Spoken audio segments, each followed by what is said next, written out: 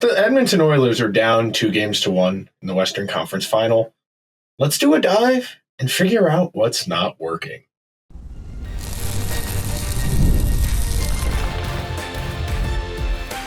You are Locked On Oilers, your daily podcast on the Edmonton Oilers, part of the Locked On Podcast Network, your team every day.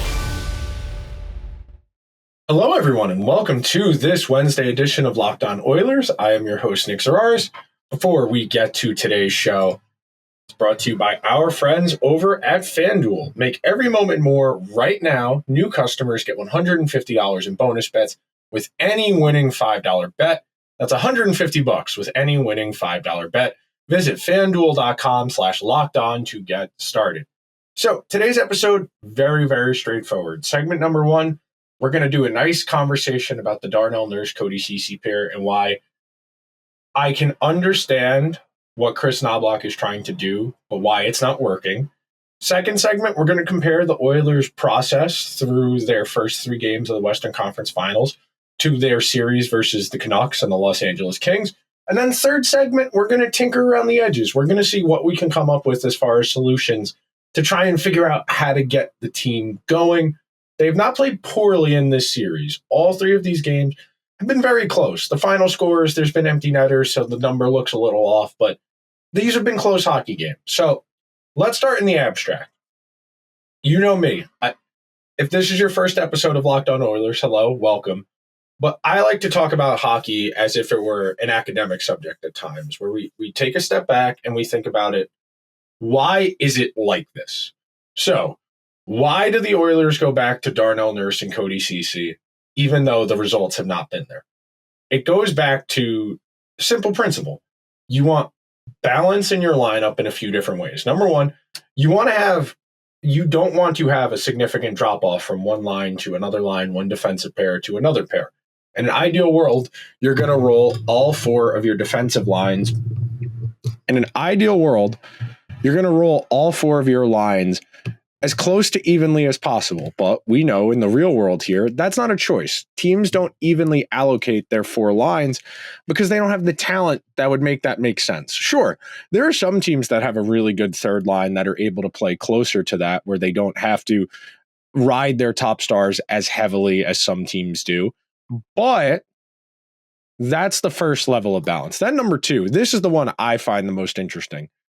You want guys with skill sets that complement each other. You know, that if you put this player with this player, this guy is good at this, which makes this guy able to do that. That's something I've long found the most interesting, because there are some teams who they can be really talented, but the skill sets don't complement each other well. So you can have 2 really good hockey players playing with each other, but because they're good at the same thing, they don't particularly mesh too well. They don't complement each other, so they take up the same type of space, and it doesn't make the defense respect things as much. So when we're talking about defensive pairs, which are different than forward groups, and maybe at some point we can do a forward groups version of this conversation, but defensive pairs, because most teams don't have well-rounded 2-way guys, you're going to complement one with the other. Now, if you're like the Oilers and you have Bouchard and Ekholm, obviously Bouchard is significantly better offensively than Ekholm, but Ekholm's not a slouch in the offensive zone. He can contribute, he can overlap, he can push the net, he can occasionally contribute a goal. He's not a bad distributor, he can move the puck okay, but those 2 guys are pretty well-rounded, both of them. You would like Bouchard to be a little more physical, but those 2 guys are both solid, really, really solid at both aspects. At the worst, they are solid at both. At best, they're pretty good at both. So that works. Once you get bound to that second pair, that third pair, that's where you're going to have to make concessions, where guys who aren't as well-rounded, they need to complement each other. Because if one guy's good at skating and one guy is bigger and stronger, you know who you're going to need to go and win the loose pucks, to go retrieve the puck from behind the net. You understand the responsibilities. And that's where we come to Darnell Nurse and Cody Ceci. Nurse is there to be big, be physical, knock guys off of pucks, win loose pucks, and get the puck to Cody Ceci so that the Oilers can break out of their zone. You know, that's the argument for guys like Tyson Barrie and Tony DeAngelo guys who are just awful at defense, but are good at moving the puck. That if you give them a defense first partner that can complement what they're trying to do, they won't have to play as much defense and they won't have to be as physical. I have written down here the abstract functions of defense: using your body and your positioning on the ice to take away space. That is your first responsibility. Number 2, this is not your second responsibility, but this is the order of the list. Number 2, using your body to dislodge the puck from the puck carrier, which means throwing a check. That can be a stick check. That can be a body check. That can be a hip check. That is the point of throwing a hit in a hockey game. It is not to send a message. It is not to hurt someone or intimidate someone. The reason hitting is in the game, in the original rules, is to knock the other person off of the puck so that your team can recover the puck. That's why the stupid 5 seconds after the puck is gone interference hits that are to set the tone are just being stupid. Like, all you're going to do is run the risk of taking an interference penalty, and you've really shown the other team you've really taught the other team a lesson by giving them You've really shown the other team, you've really taught them a lesson by giving them a 5-on-4 power play. That's great in theory, but the more chances a team gets, the better off you are.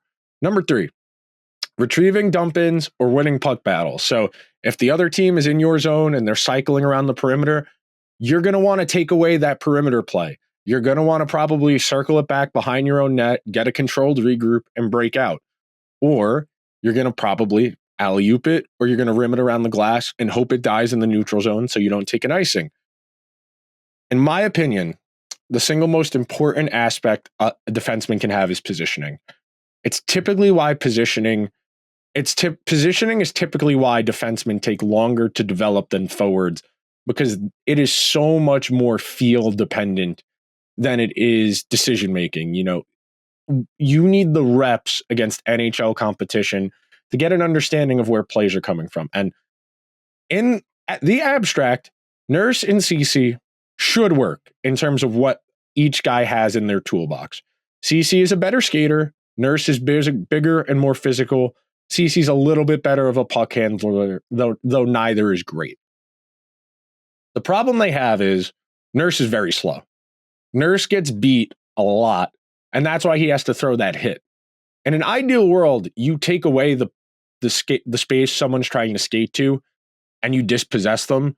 Typically, if you have to throw a hit, it's because you're kind of out of position, or you're about to be out of position, so you have to take a risk.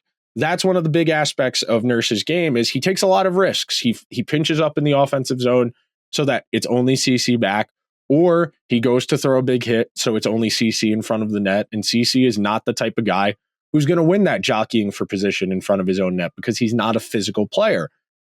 That's the trade-off. You want Nurse to be out there and be physical, okay. He's got to win his physical situations, and that's been the issue this series. They get killed in their own zone because neither guy can win a puck. Ceci can't win a loose puck because he's not physical and he doesn't get where he needs to be. And Nurse can't win a loose puck because he can't get there fast enough for the play. The play is faster than him, and he's consistently out of position because of it. So with that in mind, it's not a surprise that every time the Stars have the puck in the offensive zone, they get 45 seconds of zone time at a time, that Nurse and Ceci can't successfully break out of their own zone. I don't think you can go back to this defensive pair. I don't. We said that last series. We, on the show here on Locked On Oilers, we gave Chris Knoblauch a ton of credit for saying, okay, Nurse, I know you make a lot of money. You wear a letter. You're killing us. We cannot play you as much as you are playing. He went from 18-something minutes to 16-something minutes from Game 5 to Game 6 against Vancouver. They won that game.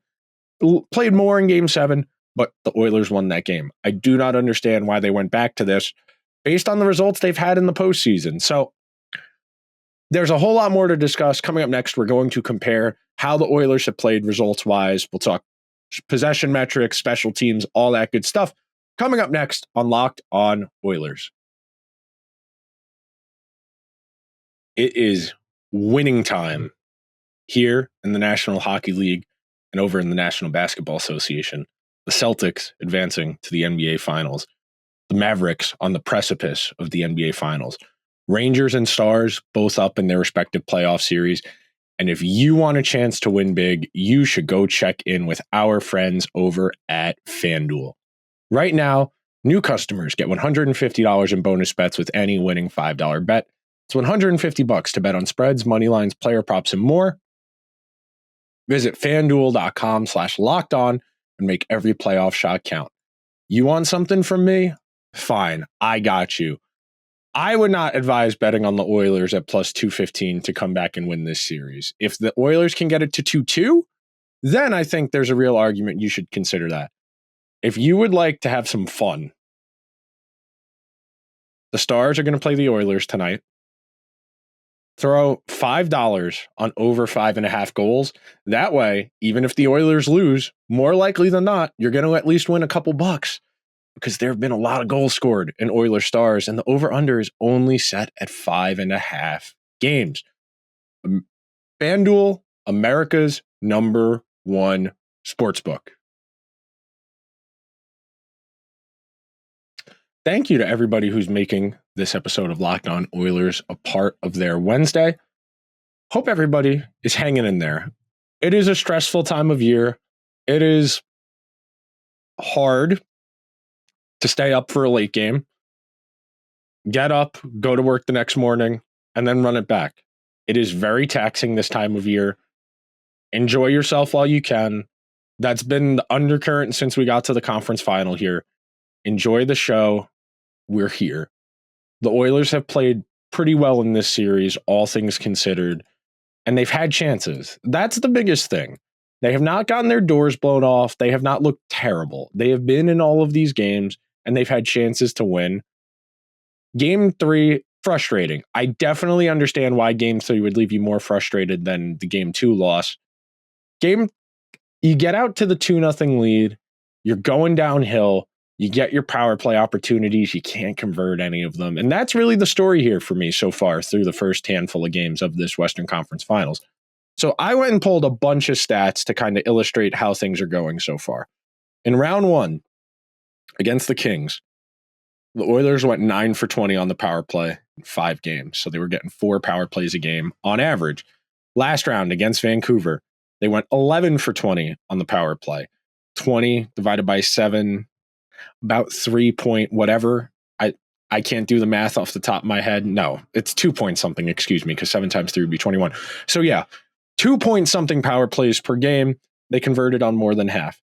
So far, against Dallas, through 3 games, they've only had 5 power play opportunities and they haven't converted a single one.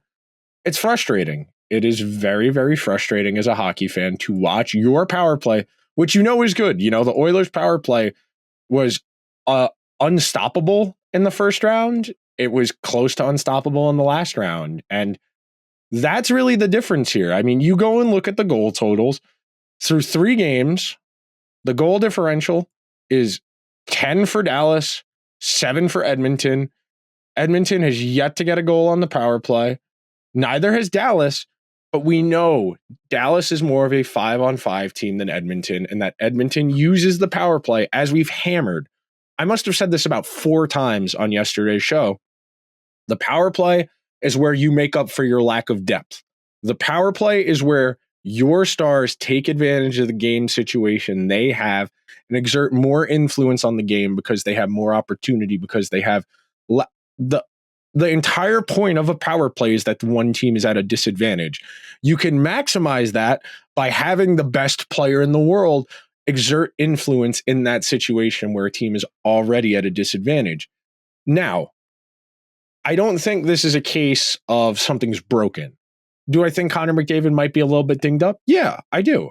And that's perfectly reasonable. A lot of guys are dealing with a lot of injuries. You know, we're going to have breakup day at some point in the next month, and we're going to hear guys who need surgery for torn muscles or broken bones or torn ligaments or labrums or shoulders or God knows what, because these hockey players are built different. With all of the respect in the world in me saying that, that is not me derisively saying that in any meaningful way. You know, you see what Seth Jarvis of the Hurricanes was talking about, how with the injuries he was playing with for most of the season and the playoffs, they care. That's one of my biggest frustrations. I hate when people say they're not trying or they don't care. These are professional athletes a couple wins away from the pinnacle of their sport. Of course they care. Of course they're angry. Of course they're frustrated. The other team gets to play too. It's not, oh, the Oilers were really bad. They didn't have a chance. Did they play great? No. Did the Stars play well? Yes.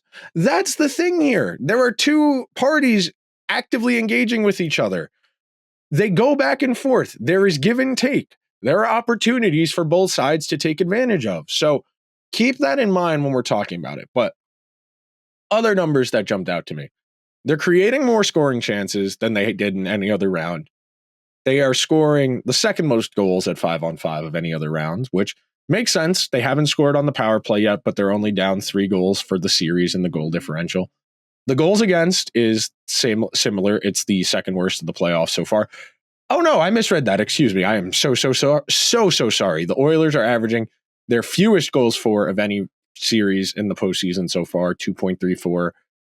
It's gotten lower with each round, but fewer power play opportunities per game, tighter defense, better goaltending as the Oilers have gone along. So that makes sense. I'm inclined to give them a little bit of a benefit of the doubt there. They're generating a high amount of expected goals, the highest of any round in the playoffs. They're generating a higher rate of high danger chances than any other round in the playoffs. The issue, and it's small, the shooting percentage is down about 1%. Would you see a 1% shooting percentage difference through 3 games?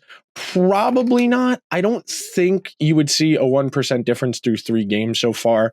But what that should be is encouraging that even though the Oilers' power play is not really going and their shooting percentage at 5-on-5 is down about 1% from what it was last round and 2% from what it was against the Kings, there is room for the Oilers to play better, which I think everybody's in agreement on. That they've had moments where they've looked really good so far in this series, but they only have 1 win to show for it, and it took 2 overtime.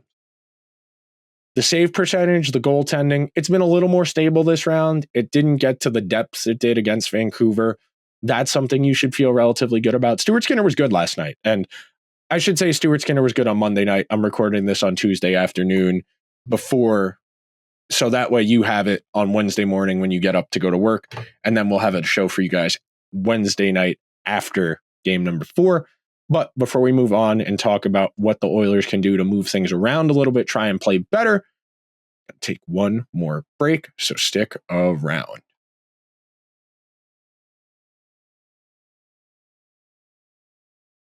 I want to thank everybody who is hanging out, listening to this edition of Locked On Oilers. Let's be frank. If the Oilers want to advance, they're going to need to play a little bit better. Where is there room for improvement? We talked about it on Tuesday's episode. They're probably not going to be able to facilitate full-scale systemic change. They're not. You can't really modify your systems. You can't really change things once you're already in it. And hockey is similar to soccer in the sense that a coach is going to tell his guys to double and triple down and execute the system better as opposed to making material changes. But the opportunities for the Oilers stem from a few things. Number one, we can always move personnel around. We can change our forward lines. We can change our defensive pairs, which I imagine we'll see some tinkering there. You saw a little bit of Leon and Connor together late in the third while they were chasing the game. That's different. How will the Oilers respond to their inability to get their power play going? I think some of this is just simple regression. It's not that the Oilers' power play is suddenly bad. I think it's that it was really good the first 2 rounds, and it's just hard to be a 40% power play. Like, if we're being objective, it just is. That doesn't happen all that often. So with regression in mind, how can we increase that? I said this briefly the other day, but I'll bring it back around now. You're going to have to get a little ugly with it. You're going to have to get pucks to the net. You're going to have to find ways to move the puck around and get the penalty kill of the Stars moving around a little bit. You got to get traffic in front of Ottinger. Zach Hyman is great at this. Zach Hyman is one of the best net front players in the entire NHL. Absolutely one of the entire net front players in the entire NHL. It can't just be Zach, though. I know they like that Leon one-timer. It's great. It's an amazing play. It hasn't really been there. The Stars are aware it's there, and Ottinger is pretty good on his post. And when your power play goes cold, You want movement. That's when power plays get in trouble, when they get static, whether it's with the puck or with their feet. Ideally, you want both. You want the puck moving and you want the players moving either clockwise or counterclockwise, depending on the handedness of your one-timers. And that's the thing. The Oilers have the guys to make it happen. It is simply a matter of striking the right chord and finding the combination, the permutation, whatever, that's going to get the power play going again. Because I'm pretty inclined to believe that as soon as they get that first opportunity, they are going to get it going. And I shouldn't have said opportunity. When they convert their first opportunity for the first time in this series, then I think you'll start to see the gears turn of, okay, it took a little while to get going, but we're in this game. We have a chance. That's the key here. The Oilers can stick in this series, but they need their power play to get going because the 5-on-5 offense is just not there. And that's okay. You don't need to be an elite 5-on-5 team to go all the way. You need to be a solid 5-on-5 team, and then you need really good special teams. And I haven't said anything about it once. I'll say it now. Oilers penalty kill has been great. There's no disputing that. Throughout the entire playoffs, the Oilers penalty kill has been tremendous.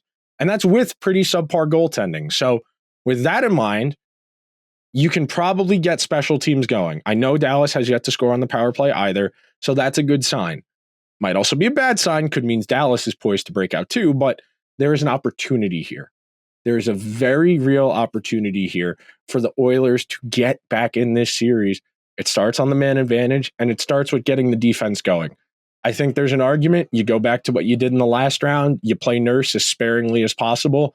Whether you want to risk running him with Darnell and have the two big plotting guys trying to block shots, I don't know. There's probably no right answer to what the right combination of defensemen for the Oilers is, because they can't take anyone out. I understand there's a small minority of people I've seen who've been like, why don't they play Troy Stecher? And I would play Troy Stecher. I would. But that's where you got to separate the fan part of your brain from the decision-making part of your brain. Stecher hasn't played. They're not going to throw a guy who hasn't played in a hot minute into the Western Conference Finals in what's not a do or die game, but we're getting there. We're getting there. And that's the thing. That is the thing. When you are at a point where you have had the same guys in your lineup more or less, and I know Henrique shuffled in and McLeod shuffled out, and there's been a little movement up front, but I don't see a world where we would see Troy Stecher barring an injury. If there's an injury, maybe. But I think the key for the Oilers is risk management here. To quote the great George Costanza, tolerating your risk and how much of it you can eat, it's tough. How much risk you can tolerate is tough. I like to think the Oilers are a pretty even keel team. I've had more than one person ask me how come Knoblauch doesn't react anytime anything ever happens, whether it's good or bad. And I think he's genuinely trying to project a level of even keelness for the team. And I gave the Oilers a lot of credit in their series against the Canucks for showing poise in a very difficult situation, finding ways to win with a third string goalie, finding ways to win with your best player less than 100%. And they made it happen. That's commendable. That is the sign of a resilient team. And I don't think Oilers teams of years past would do that. There is a difference, though. There is a difference. At some point, if you are going to win, you're going to need to find ways. Some is more replicable than others. You do certain things, you're able to create more offense, create or play better defense. But what the Oilers are doing right now is clearly not good enough. It's not terrible, but they need to be better defensively, and they need to get their power play going. They're getting depth goals. They're getting the chip in occasionally from Adam Henrique. That is something they desperately need. But you can't be losing games where you get that extra down the lineup goal because it doesn't come around all that often. But I do think that'll do it for today's edition of Locked On Oilers. So make sure you are subscribed wherever you get your podcasts or over on YouTube. If you are subscribed over on YouTube, leave a comment. What do you want to see the Oilers change about, whether it's the lineup, something they're doing maybe on the power play? Let me know what you think they need to change. I will talk to you guys tomorrow. I should say tonight, tomorrow. Technical, I don't want to be that kid at the sleepover. You mean today? I will talk to you guys as soon as Game 4 is over.